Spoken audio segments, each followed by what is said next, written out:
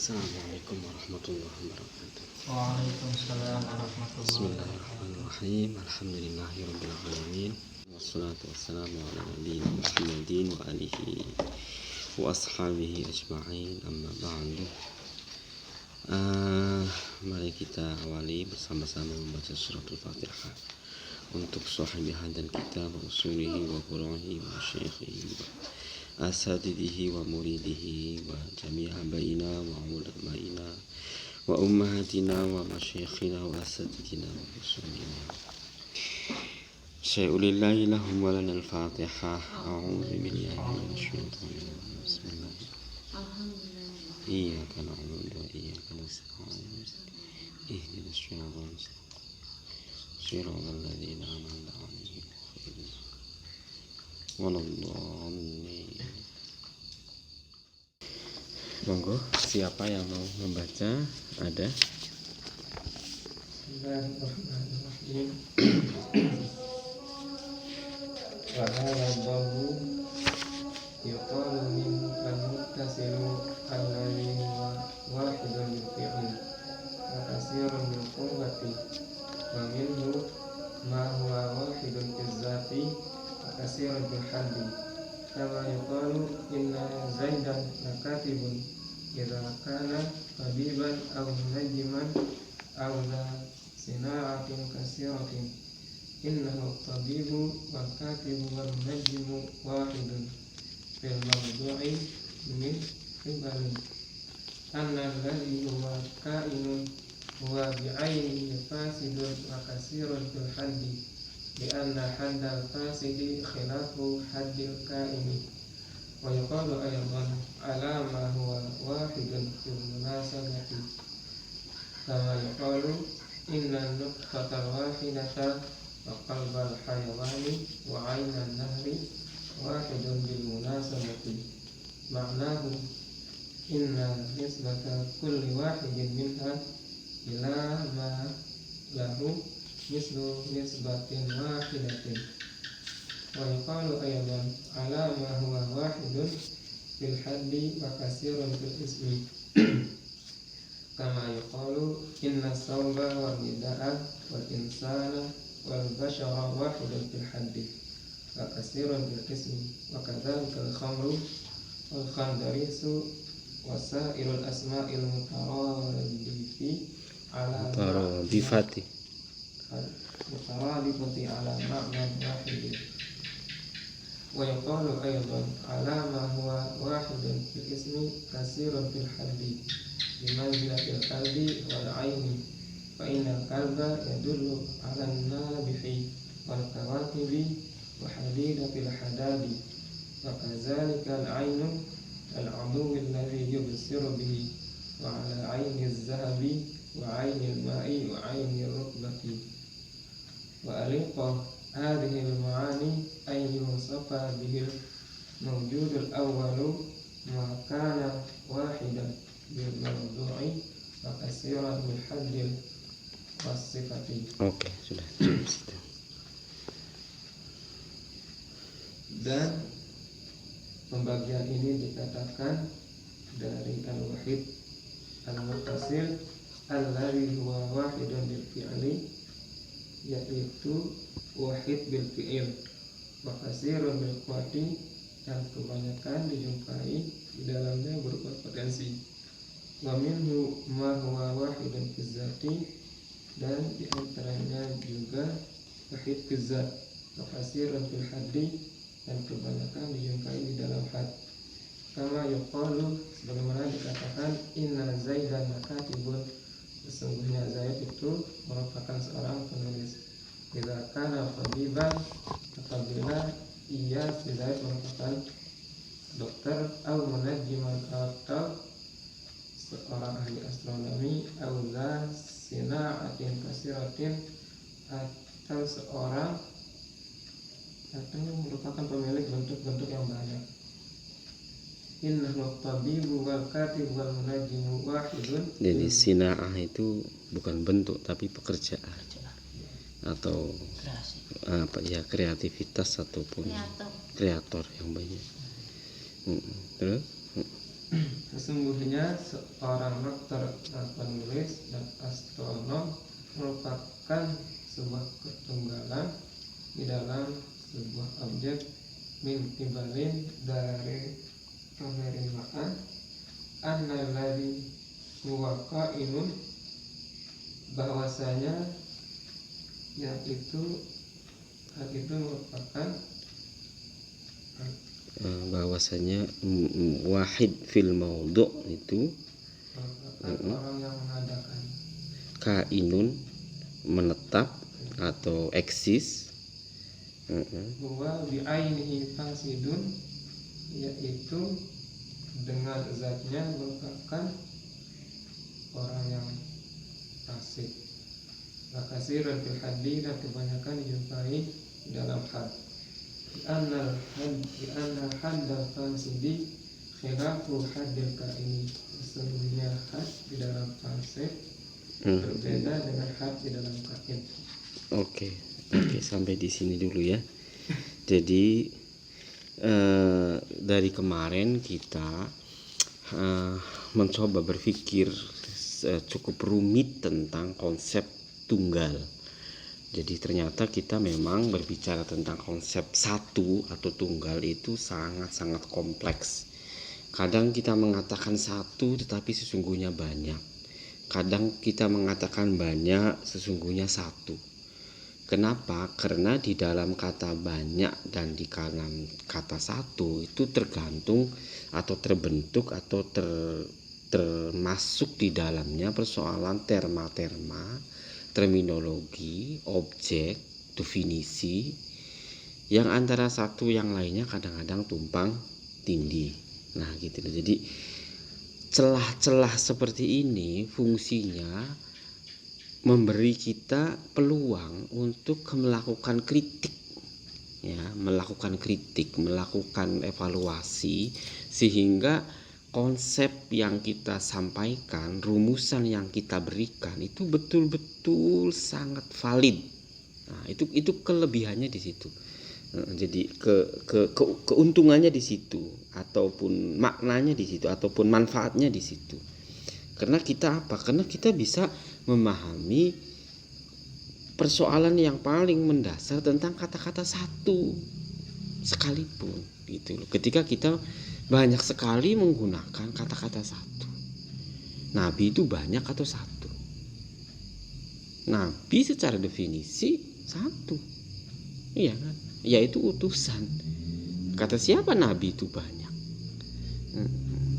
Ketika Anda mengatakan kita harus mengetahui wajib Nabi 25.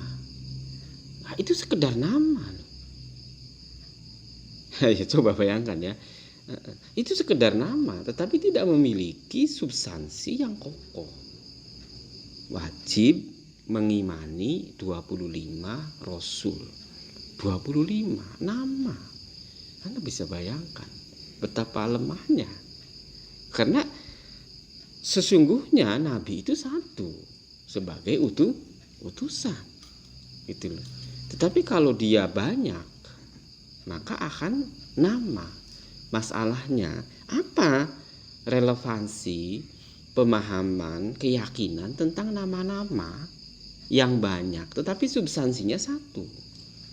Loh, ini kita bukan gutak-gatik tetapi logika yang kita dapat inspirasi dari bagaimana dia mengubah, mengkonstruk, mereformulasi konsekuensi dari kata satu dan banyak.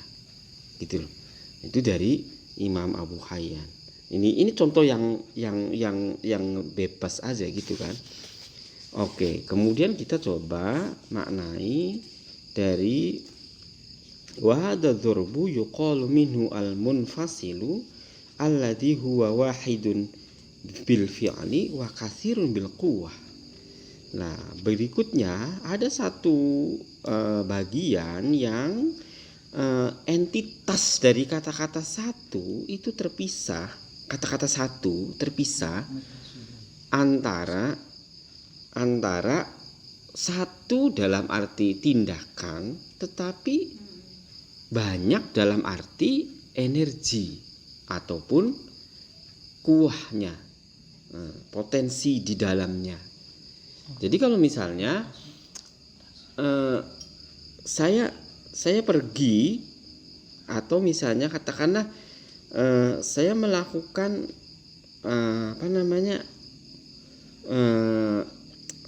tindakan, misalnya satu dah, misalnya saya pergi ke Jogja, itu satu fi'al, satu tindakan, tetapi di situ katsirun bil quwwah. Apakah itu dari modal, dari uang, dari energi, dari kapasitas, dari waktu, dari perbekalan dan seterusnya. Katsirun bil quwwah di sini. Jadi istilah pergi ke Jogja merupakan itu satu pemahaman, tetapi sesungguhnya di situ banyak masalah, banyak pemahaman yang harus dikaitkan begitu. Nah, wa minhu, dan ada kalanya ma huwa wahidun fidzat wa katsirun fil had. Ada dua yang satu substansi, satu tetapi banyak definisi. Jadi istilah Zaid pada saat yang sama dia dokter, pada saat yang sama dia sekretaris, pada saat yang sama dia katakanlah seniman, atau pada saat yang sama dia katakanlah astronom ataupun dukun, bisa jadi begitu. Ini satu orang tetapi definisinya banyak. Dalam arti definisi itu kita mengkonseptualisasi Zaid itu dalam banyak ruang. Anda bisa jadi berhadapan dengan seorang dosen di kelas, kemudian Anda mengatakan, ini dosen apa dukun ya? Nah gitu misalnya. Atau ini dosen atau, bisa jadi kan begitu. Karena Anda mempersepsikan dia dengan banyak konsep, dengan banyak definisi. Tetapi substansinya dia satu. Begitulah. Ini persoalan demikian, contoh-contoh yang harus kita renungkan, yang harus kita jadikan dari bagian dari theoretical atau frameworks untuk memahami realitas dan memahami kompleksitas persoalan yang kadang-kadang masyarakat itu, ini kok ruwet banget, aku nggak ngerti. Nah, atau kadang-kadang, ini salah, itu salah, begini salah. Terus yang bener piye? Nah, kan mereka kan tidak mau berpikir. Cuman ujung-ujungnya terus yang bener piye? Nah, Anda datang sebagai penjelas. Gitu kan? Bahwa ini persoalannya begini, ini persoalannya begini, ini halnya begini, solusinya begini. Kenapa Anda menjadi penjelas? Ya karena Anda berpikir jernih tentang satu persoalan, begitu, berpikir mendalam, berpikir terperinci, berpikir memahami betul hubungan antara satu objek dengan objek yang lain, makna relasi antara satu hal dengan hal yang lain, dan seterusnya. Ini peran atau manfaat dari Anda memahami hal yang seperti ini, contoh ya. Oke, saya kira itu globalnya saja ya. Berikutnya lanjut saja. Idz la yajuzu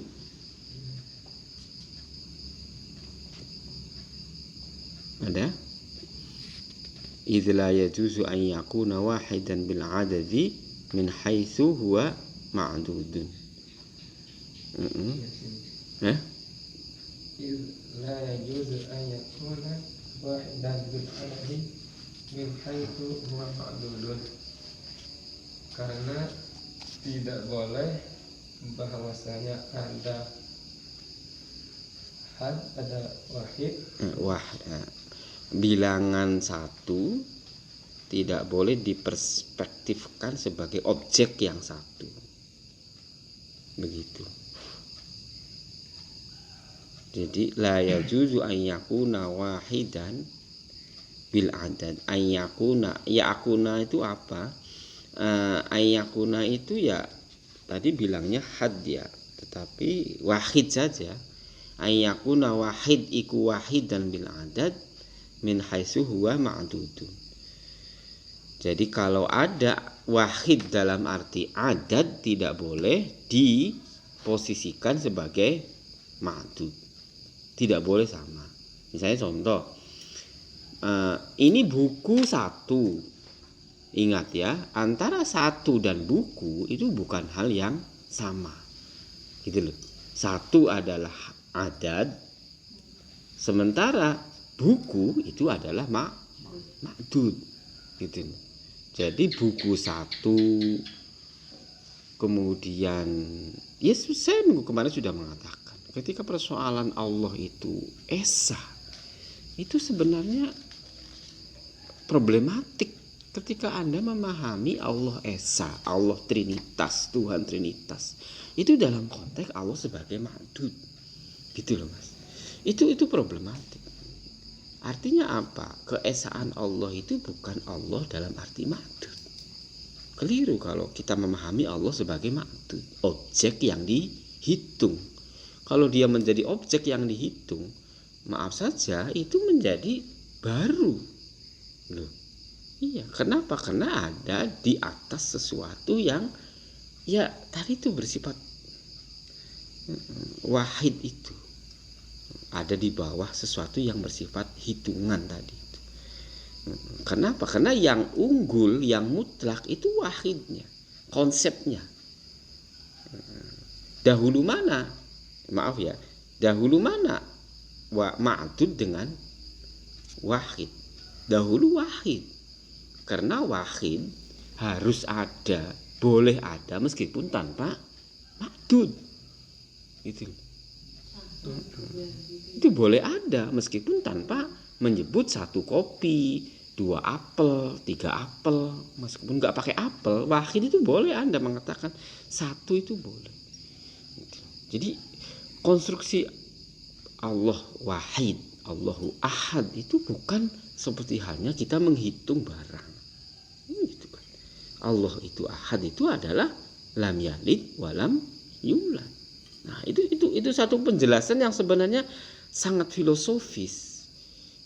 Bahwa ahad itu bukan melahirkan ma'dud yang kedua, apalagi ma'dud yang pertama. Gitu. Jadi tidak melahirkan dan tidak dilahirkan, tidak melahirkan ma'dud dan tidak melahirkan ma'dud yang lain, atau tidak dilahirkan oleh ma'dud yang lain. Ini argumen yang rumit ya, tapi coba kita pahami sedikit-sedikit ya. Terus al-wahidu izil wahidu ala annahu wahidun min hadzal wajhi kana kamiyatu lahiqatun bihi.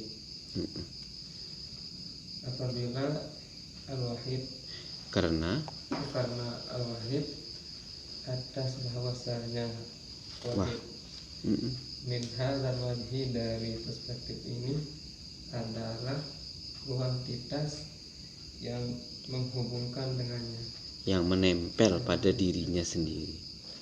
Kuantitas yang menempel pada dirinya sendiri, tidak menempel kepada barang yang lain. Itu. Oke, terus zatul ula dan zat yang paling utama, muta'aliyatun itu adalah yang tinggi, an ayyal hiqaha dari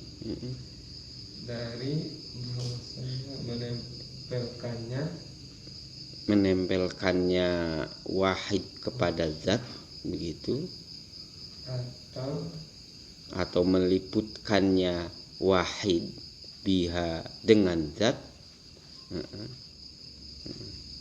sifatamma atas sifat apapun, lahiko yang pantas, opo ma ghairuhu ing liyane ma minal maujudatil maf'ulati lahu, dari barang-barang ataupun sesuatu yang baru datang, yang baru dikerjakan. Jadi zat substansi yang pertama yang luhur itu lepas dari sesuatu yang bentuknya itu tempelan antara adad sama ma'dud. Gitu loh. Jadi zat al-ula itu yang muta'aliyah itu tidak terstruktur dari adad dan ma'dud. Begitu loh. Kalau sudah ada struktur adad dan ma'dud di situ, maka dia akan menjadi al-mawjudat al-maf'ulat, sesuatu yang baru datang.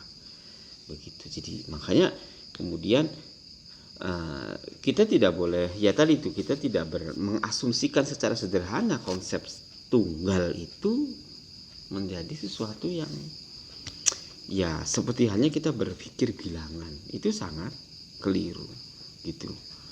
Karena ketika bilangan akan nempel kepada ma'dud dan itu akan menjadi sesuatu yang baru. Oke. Allah kan punya sifat-sifat itu. Kalau kan Mu'tazilah bukan yang kita enggak maksudkan sifat-sifat itu kepada zat Allah. Sedangkan kita itu mengakui Allah punya sifat-sifat yang berpuluh. Ya, jadi gini ya. Kita harus paham betul transformasi itu perubahan makna-makna, perubahan formasi itu formasi 11 sepak bola, formasinya apa gitu kan, 4-4 atau 3-3 gitu kan. Jadi perubahan strategi, perubahan formasi, makna tentang sifat itu harus paham betul gitu loh, antara konstruksi awal sifat yang diperdebatkan antara Mu'tazilah dengan beberapa tokoh Asy'ari begitu, sampai konstruksi formasi sifat yang dibangun ketika Asy'ariyah atau Sunniyah itu sudah established gitu loh. Jadi kalau Anda mengatakan sifat 20 itu adalah sebuah konstruksi atau formasi konsep sifat yang sudah sangat established yang dibangun oleh Imam As-Sanusi dari Afrika, dari Tunis apa dari Sudan ya, atau dari Yaman. Kalau Yaman ini ya, kalau Yaman Asia ya, kayaknya dari Sudan. Yang punya As-Sanusi itu di situ, sehingga dia memahami sifat itu secara lebih easy, lebih kuantitatif, karena dia dalam konteks struktur teologi yang sudah established di masyarakat Sunni loh gitu. Ini kita harus tahu betul. Nah, beda dengan konstruksi atau formasi konsep sifat yang dibangun ketika pada masa proses awal dari pembentukan wacana tentang teologi Islam dalam konteks apa yang disebut dengan ilmu tauhid atau ilmu kalam. Ini sangat berbeda jauh. Bagaimana bagi yang tidak mengakui adanya sifat maupun kelompok yang mengakui adanya sifat itu sebenarnya beda-beda tipis dalam konteks bagaimana mereka, baik itu Mu'tazilah maupun Asy'ariyah, mengkonsepsikan Tuhan di tengah sebuah paradigma konsep ketuhanan yang dimiliki oleh Nasrani. Loh. Begitu. Jadi ini perdebatan akademiks untuk sama-sama membangun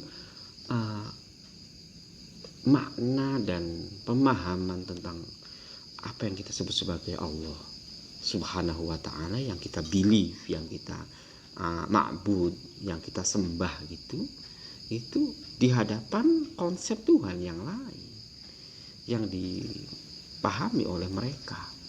Nah, kita harus seperti apa?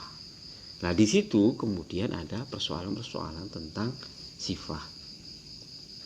Gitu. Orientasinya sebenarnya kalau Mu'tazilah itu dia punya paradigma Allah itu harus tanzihun min kulli syai'in ma siwahu. Ini Mu'tazilah. Jadi harus betul-betul clear and distinct dari segala sesuatu yang siwahu, yang selain. Makanya dia mencoba mengikis habis-habisan apa hal-hal. Tetapi Asy'ari itu bukan itu. Asy'ari itu membutuhkan argumen yang kokoh bahwa Allah itu reliable, bahwa Allah itu reasonable, bahwa Allah itu thinkable, gitu loh. Thinkable. Jadi Allah itu ya makulatnya atau akliyahnya itu bisa dibangun. Sekalipun harus menggunakan konsepsi sifat. Nah, gitu. Jadi ini seperti itu. Perdebatan seperti itu harus dibangun dan itu ada dalam struktur ilmu kalam dan ilmu tauhid. Gitu ya. Jadi seperti itu. Oke. Jadi silakan. Tadi sudah sampai mana tadi atau Wadhalika. Ya silakan. Wadhalika annal quwwata allati talhadu syai'an minal asya'i wa ma'aniha ma'lulatun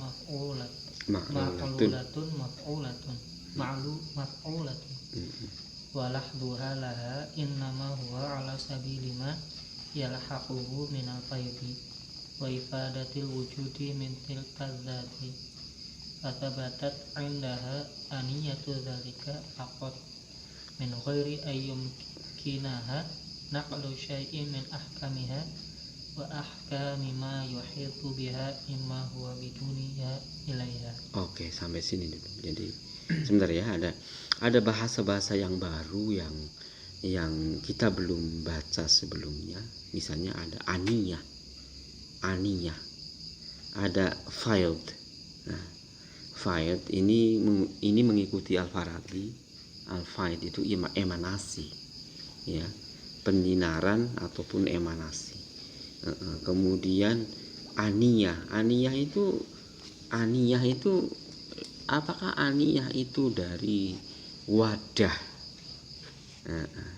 Dari aniyah, apakah aniyah itu dari kata-kata ana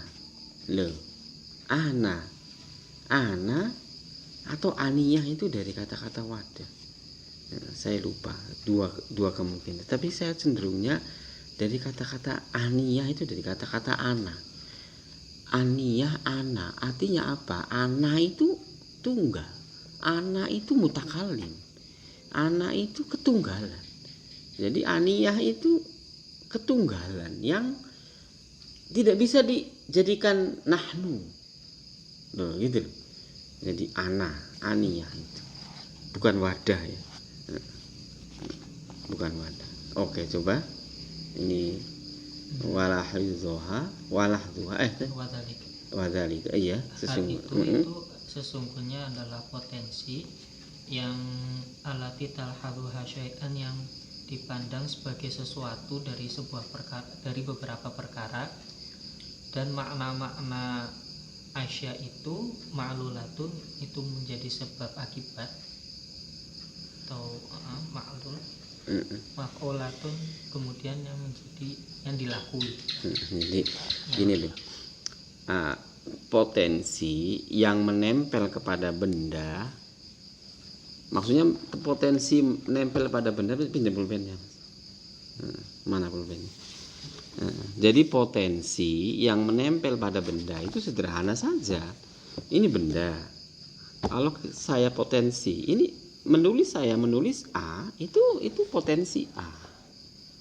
Bisa mungkin nggak namanya B, potensi B, potensi C, atau ada korek api saya bakar, itu kan, atau dengan tenaga saya tinju misalnya, atau saya robek misalnya, itu potensi al-quwah ala syai'in. Nah, al-quwah yang melahirkan sesuatu kepada saya, yang menempel kepada saya, itu menjadikan satu.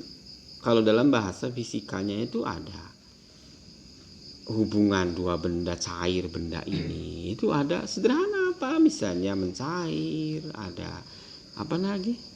Mencair, membeku, ada lagi apa lagi? Memuai, ada lagi apa?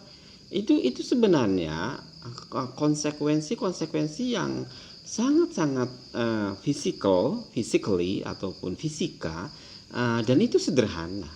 Tetapi secara umum relasi antara potensi dua benda tadi, dua kekuatan tadi, apakah itu yang satu aktif dan yang satu pasif, saya kira tidak dibahas dalam konteks ini.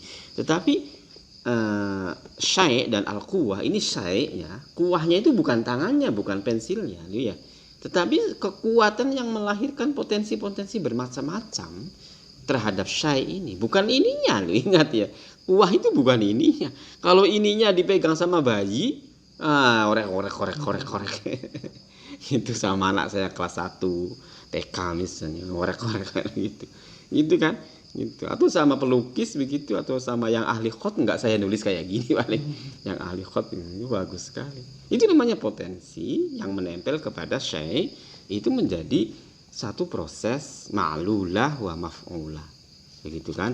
Ma'lulah itu adalah adanya konstruksi sebab akibat, atau ini syai'nya itu diilati, jadikan sebab, jadikan akibat begitu oleh sebab kuwah ini, ataupun maf'ulah ini menjadi subjek penderita karena dia diem aja, dicoret-coret juga diem aja, itu maf'ulah.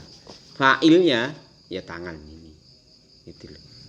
Tetapi sekali lagi yang tangan itu dalam yang lebih inti yaitu kuwah tadi, makanya dia bilang al-quwah begitu. Oke. Walahduha, dan menempel berarti Pak. Iya, Dan menempelnya kuwah laha pada asya. Innama huwa ala sabilima, itu atas metode sesuatu yang menempel atau yang bertemu pada emanasi, dari emanasi.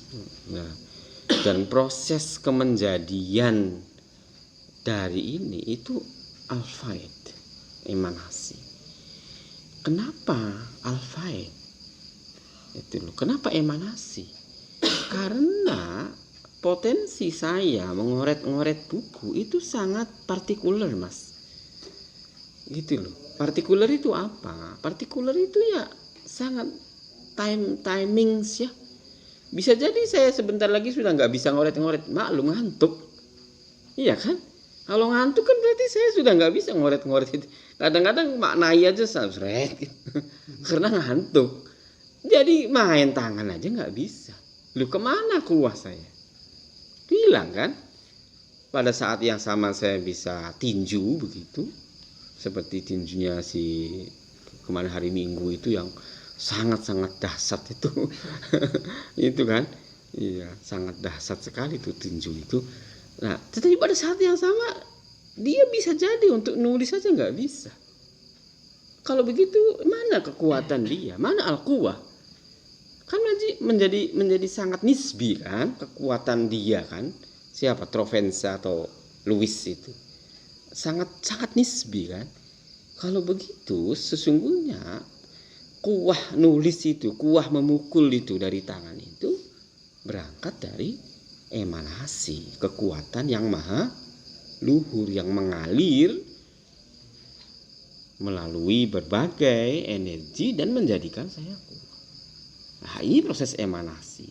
Proses emanasi itu sebenarnya, ya maaf mungkin saya terlalu simplistis memahami. Kalau kita menyalakan lampu, ada sesuatu lampu yang bisa sampai menembus ke sana, tapi bisa juga di sana ada yang gelap. Gitu. Tetapi persoalannya bukan pada lampunya, tetapi ada proses yang menghalang. Nah, gitu loh. Makanya bilang hidayah Allah itu apa? Nah, gitu kan? Petunjuk Allah itu bagaimana? Saya kira petunjuk Allah itu sangat netral. Semuanya itu dalam konstruksi petunjuk. Ya kan? Karena faid itu Allah yang memberi cahaya, itu tidak pilih kasih. Tetapi dalam ruang-ruang proses pencahayaan ke sana itu ada banyak penghalang sehingga lemah faednya sampai di sana. Termasuk ketika saya ngantuk itu faednya itu lemah itu loh. Tetapi bukan berarti Allah itu lemah ngasih faed ke saya, enggak.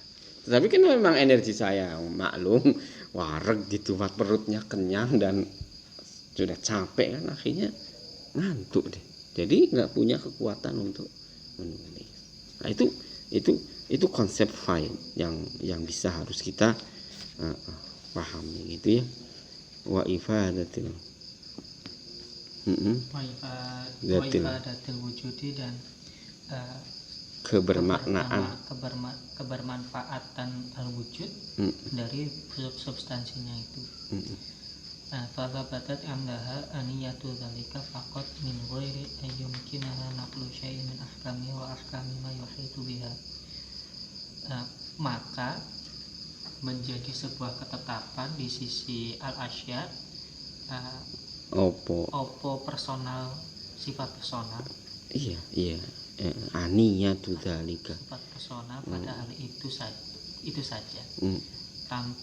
Dari tanpa memungkinkan memindahkan sesuatu dari hukum-hukumnya asya dan hukum perkara yang meliputi asya dari perkara yang di bawah asya ilaiha pada al-quwah atau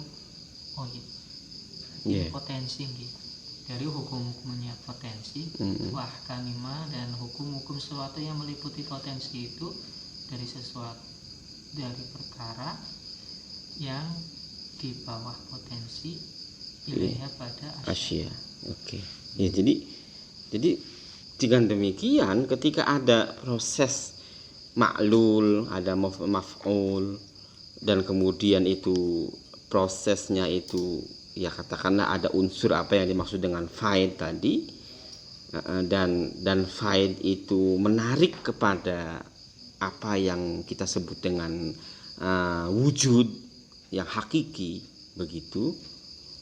Jadi faid, makanya tadi Allah tadi gitu al wujud gitu, mintil kadzat dari substansi itu, maka kemudian ya kita tahu bahwa ya yang eksis, yang establish, yang abadi itu adalah aniyatu dzalika.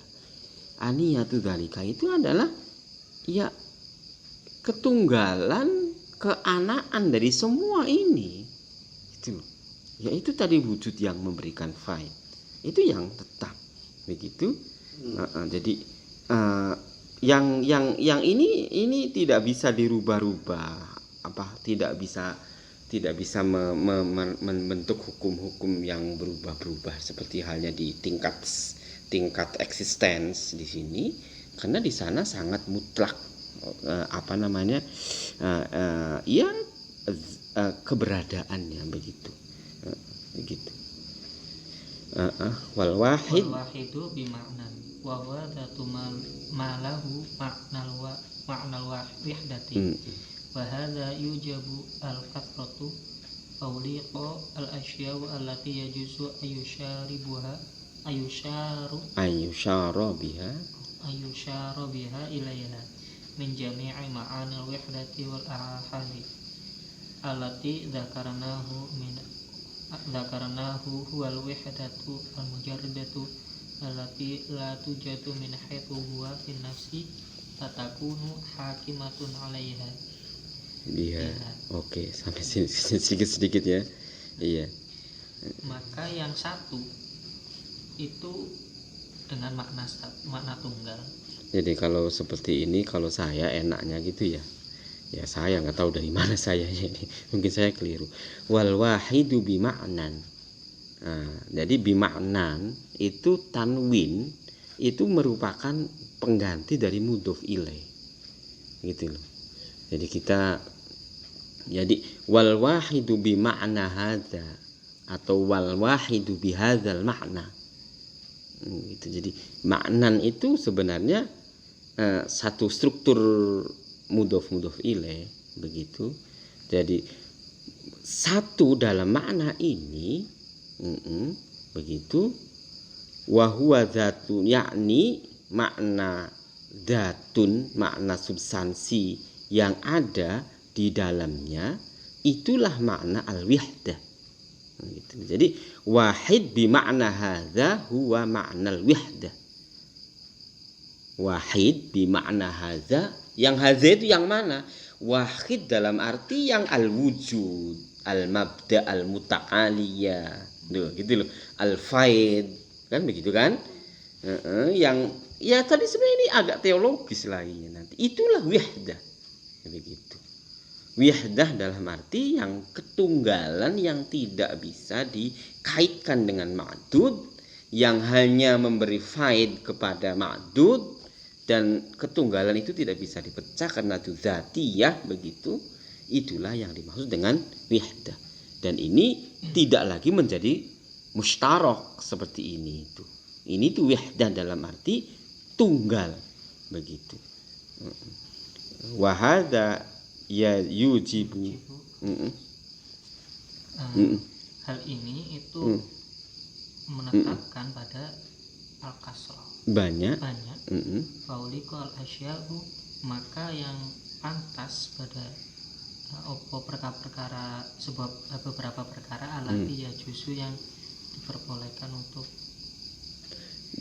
ayyusyaru untuk diisyaratkan dia kepada kepada al-asya ilaiha kepada. Oke. Jadi mungkin Anda kaget, wahadza yujibu, dan oleh karena itu wahadza, yang ini dalam arti yang ini itu apa? Yang ini itu adalah ma huwa biduniha, atau hadza itu al-wahid, yang di bawahnya, yang di bawah selain wihdah, itu akan melahirkan makna banyak. Gitu. Jadi wahid yang ada di bawah wihdah, begitu, itu akan melahirkan makna banyak. Kenapa? Karena wahid di situ akan melahirkan konsep satu dan ma'dud. Kalau sudah ma'dud itu sudah mustarok lagi. Inilah yang kemudian wahada yujibu al-kasra. Dan dalam konteks ini maka wahid itu melahirkan hal-hal yang banyak. Begitu. Jadi strukturnya seperti itu. Sementara yang tunggal itu adalah wihdahnya. Begitu. Wahidnya itu sudah melahirkan makna banyak. Kenapa dikatakan melahirkan banyak? Karena itu sudah masuk dalam ruang ma'dud, ruang maf'ul, ruang dan seterusnya. Tetapi ketika wahid itu adalah bermakna substansinya, maka dikatakan sebagai wihdah. Begitulah. Lah, di dalam konteks ini juga sebenarnya relasi antara makhluk dengan kholik gitu loh Mas ya. Pencipta dengan yang diciptakan itu kan, maka kemudian di masyarakat itu, di dunia itu banyak sekali pemahamannya.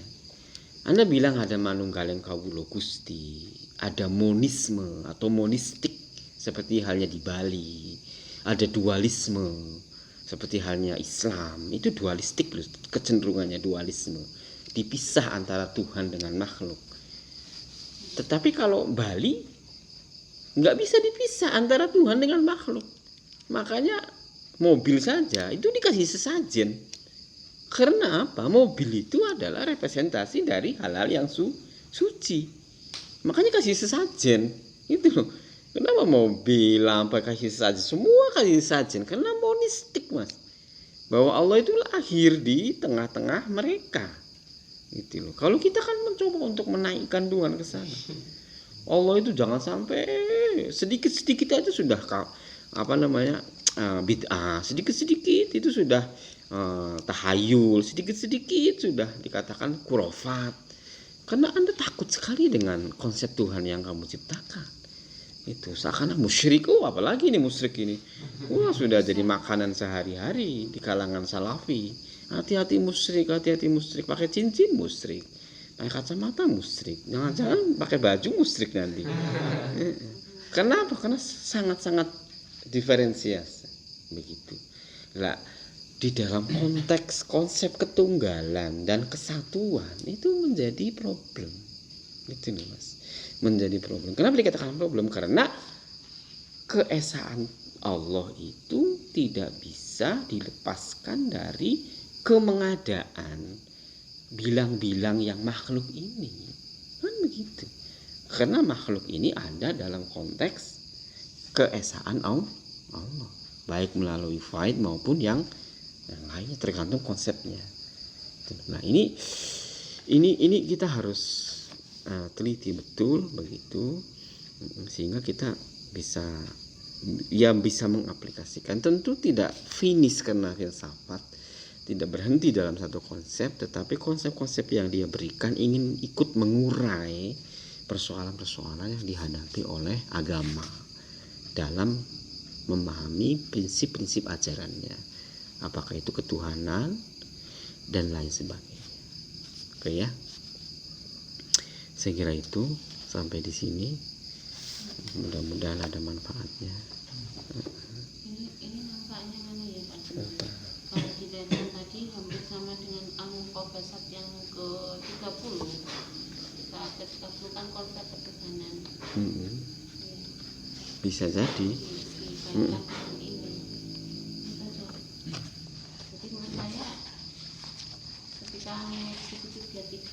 Itu konsep ketuhanannya dipotong terus digabungkan. Itu lebih enak menurut saya memahaminya. Ketika kita memahami konsep ketuhanan yang 30 itu. Yuqalu anal bari'a ta'ala la syai'un. Ya, cuman mungkin konteksnya nanti akan susah, akan problem. Ketika ibaratnya meskipun temanya sama, tetapi kadang-kadang struktur gagasannya dibangun dalam sebuah frame atau dalam sebuah narasi yang berbeda. Ini jadi problem gitu. Sama-sama kita bercerita tentang satu Mahabharata misalnya, tetapi diceritakan dalam konteks setting lakon yang berbeda. Nah, ini sebenarnya kan begitu. Ya, sama-sama di sini sebenarnya tidak jauh-jauh dari konsep Tuhan, konsep moral, konsep tentang jiwa. Saya tidak terjauh-jauh dari itu karena filsafat tidak. Tetapi mereka ini Abu Hayyan ini membangun drama. Gitu kan. Drama tulisan itu dengan sebuah skenario yang berbeda-beda antara satu muqabbasat dengan muqabbasat yang lain. Inilah kecerdikan, kreativitas dari Abu Hayyan, sehingga kita berpikir itu tidak monoton. Melahirkan, merespon, mencoba membangun gagasan itu tidak dari satu perspektif. Gitu loh. Inilah pentingnya sastra sebenarnya untuk membangun kebenaran, menginformasikan tentang kebenaran ataupun tentang message lah, apapun itu message-nya, apakah itu teologi ataukah ekonomi, itu jadi seterusnya manusia dan sebagainya. Jadi sastra itu kan begitu. Ya kenapa kita harus berputar-putar untuk memahami satu manusia melalui novel dengan banyak sekali ini? Ya karena memang biar kita tidak monoton di dalam membangun pemahaman, gitu. Sehingga ada variasi-variasi. Itu kelebihannya di situ. Ya. Oke, saya kira itu, mudah-mudahan ada manfaatnya. Mari kita akhiri dengan baca hamdalah bersama.